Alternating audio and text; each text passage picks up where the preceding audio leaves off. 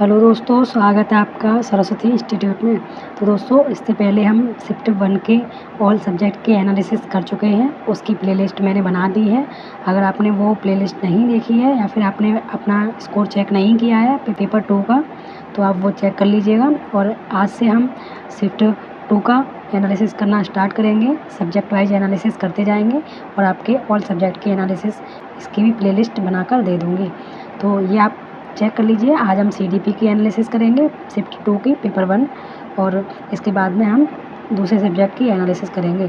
तो उससे पहले अगर आप हमारे चैनल पर नए हैं तो चैनल को सब्सक्राइब कर लीजिएगा और बेल आइकन प्रेस कर लीजिएगा। तो बढ़ते हैं हमारे क्वेश्चन नंबर 1 की तरफ।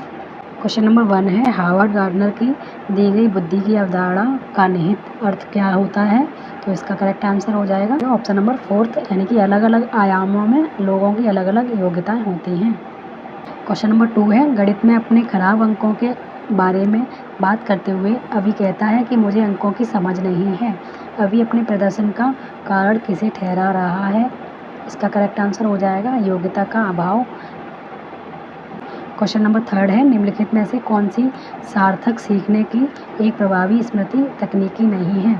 तो इसका करेक्ट आंसर हो जाएगा ऑप्शन नंबर 3, रटने व दोहराव को कभी भी प्रभावी स्मृति तकनीक नहीं माना जाता है। मैंने आपको नेगेटिव और पॉजिटिव वर्ड बताए थे, उसमें भी बताया था कि आपका पॉजिटिव और नेगेटिव वर्ड देखते ही आप आंसर को टिक कर सकते हैं। तो वहाँ से ये क्वेश्चन आपका पूरा देखने को मिला है।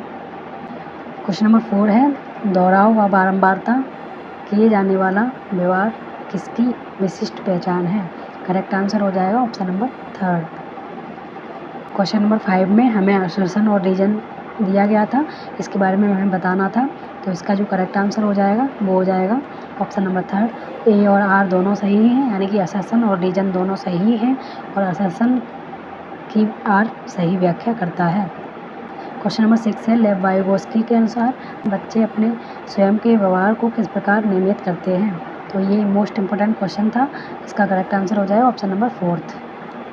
क्वेश्चन नंबर 7 है, लेव वाइगोस्की के अनुसार छात्रों के सीखने के अनुभव को बेहतर बनाने के लिए निम्नलिखित में से कौन सा एक अनुशंसित दृष्टिकोण है?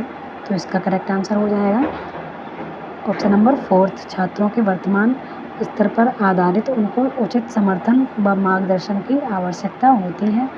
क्वेश्चन नंबर 8 में हमसे असर्शन और रीजन का क्वेश्चन पूछा गया था, तो इसका जो करेक्ट आंसर हो जाएगा वो हो जाएगा ऑप्शन नंबर 1, यानी कि ए सही है लेकिन आर गलत है।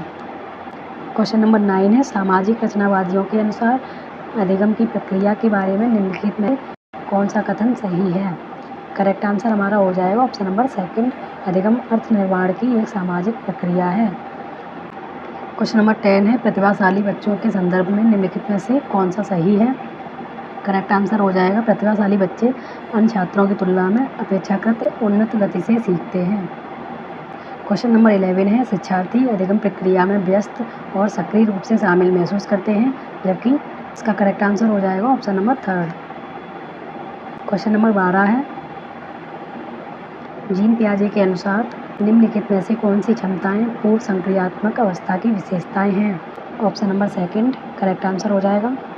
क्वेश्चन नंबर 13 है, इसमें हमसे असर्शन और रीजन के बारे में पूछा गया था, तो इसका करेक्ट आंसर हो जाएगा ऑप्शन नंबर 3। क्वेश्चन नंबर 14 है, हेंज की दुविधा को पेश किए जाने पर अरुणिमा तर्क देती है, कानून इन परिस्थितियों के लिए स्थापित नहीं किया गया था। इस स्थिति में दवा लेना वास्तव में सही नहीं है, लेकिन यह उचित है।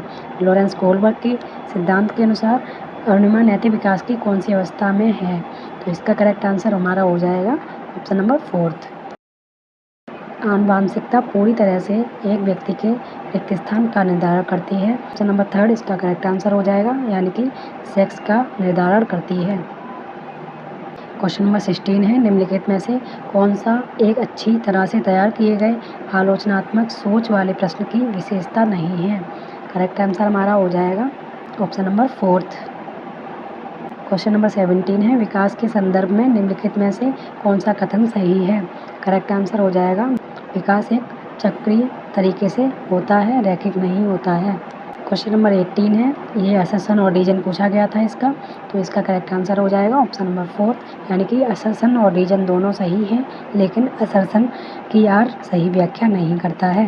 क्वेश्चन नंबर 19 है, निम्नलिखित में से कौन सा कथन प्रगतिशील शिक्षा में शिक्षक की भूमिका का सबसे अच्छा वर्णन करता है? करेक्ट आंसर हमारा हो जाएगा ऑप्शन नंबर 4। क्वेश्चन नंबर 20 है, विभिन्न जेंडर के व्यवहार के बारे में पूर्ण कल्पित सामान्यीकरण क्या कहलाते हैं? करेक्ट आंसर हो जाएगा जेंडर रूढ़िवादिता, यानी कि जेंडर स्टीरियोटाइप कहलाते हैं। क्वेश्चन नंबर 21 है, समावेशी कक्षा में इसका करेक्ट आंसर हो जाएगा ऑप्शन नंबर 4, यानी कि सभी बच्चों की कक्षा की गतिविधियों तक पहुंच है और वे कक्षा की क्रिया में शामिल हैं। क्वेश्चन नंबर 22 है, जागृति को पता चल गया है कि उसका कुत्ता रस्टी एक गोल्डन रिट्रीवर है। जब वह एक कुत्ते को देखती है तो रस्टी जैसा दिखता है, लेकिन एक अलग नस्ल का है, तो वह उस कुत्ते को ही समझती है। जीन पियाजे के संज्ञानात्मक विकास के सिद्धांत के अनुसार यह किस अवधारणा को प्रदर्शित करता है? करेक्ट आंसर हो जाएगा ऑप्शन नंबर 2, समायोजन को निर्धारित करता है। क्वेश्चन नंबर 23 है, कक्षा 5वीं के बच्चों को तैरने और डूबने की अवधारणाओं को पढ़ाने के लिए संरचनावाद में दृढ़ विश्वास रखने वाले शिक्षकों द्वारा कौन सा शैक्षणिक दृष्टिकोण अपनाया जाएगा? करेक्ट आंसर हमारा हो जाएगा ऑप्शन नंबर 2, निर्देशित खोज। 24 है, आलोचनात्मक सोच वाले प्रश्न पूछने का प्राथमिक उद्देश्य क्या है? करेक्ट आंसर हो जाएगा उच्च स्तरीय सोच और समस्या समाधान कौशल को बढ़ावा देना। क्वेश्चन नंबर 25 है, इसमें भी असर्शन और रीजन पूछा गया था, तो इसका करेक्ट आंसर हमारा हो जाएगा ऑप्शन नंबर 3, यानी कि असर्शन और रीजन दोनों सही हैं और ए आर की सही व्याख्या करता है। क्वेश्चन नंबर 26 है, निम्नलिखित में से कौन सा निरंतर और व्यापक मूल्यांकन का समर्थन करेगा? करेक्ट आंसर हो जाएगा ऑप्शन नंबर 4, यानी कि वृद्धि और अधिगम प्रगति पोर्टफोलियो। क्वेश्चन नंबर 27 है, निम्नलिखित में से अवधारणा के निरूपण का कौन सा क्रम बच्चों की संज्ञानात्मक क्षमताओं के उत्तरोत्तर विकास के अनुसार सही है? करेक्ट आंसर हमारा हो जाएगा ऑप्शन नंबर 3, क्रिया आधारित, छवि आधारित और संकेत आधारित। क्वेश्चन नंबर 28 है, आमतौर पर सीखने की अक्षमता या कठिनाई वाले बच्चों में करेक्ट आंसर हमारा हो जाएगा ऑप्शन नंबर 1, एक जैसे दिखने वाले अक्षर और वर्ड को लेकर भ्रम होता है।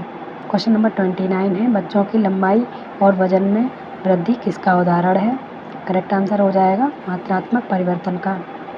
क्वेश्चन नंबर 30 है, ऐसे बच्चे जिन्होंने बहुत कम उम्र से गंभीर सामाजिक अभाव का अनुभव किया है, आमतौर पर उनके विकास में देरी या बाधा उत्पन्न होती है और पुनर्वास के बावजूद विकास के कुछ क्षेत्रों में सुधार अधीनस्थ होने की संभावना है। यह अवधि जिसमें विकास पर्यावरणीय समर्थन से महत्वपूर्ण रूप से प्रभावित होता है क्या कहलाती है? तो इसका करेक्ट आंसर हमारा हो जाएगा ऑप्शन नंबर 2, यानी कि संवेदनशील अवधि कहलाती है। इस तरह से हमारी ये वीडियो यहीं पर समाप्त होती है। उम्मीद है आपने 30 क्वेश्चन अच्छे से मैच कर लिए होंगे। अगर आपके स्कोर कम रहता है तो आपको एक बार अच्छे से तैयारी कर लेनी चाहिए, तब सीटेट का पेपर देना चाहिए। इसके साथ ही हम दूसरे सब्जेक्ट की एनालिसिस लेकर आएंगे। तब तक आप ये मैच करके अपना स्कोर बताइएगा कमेंट में कितना रहा। चलिए मिलते हैं एक नई वीडियो के साथ, तब तक के लिए जय हिंद।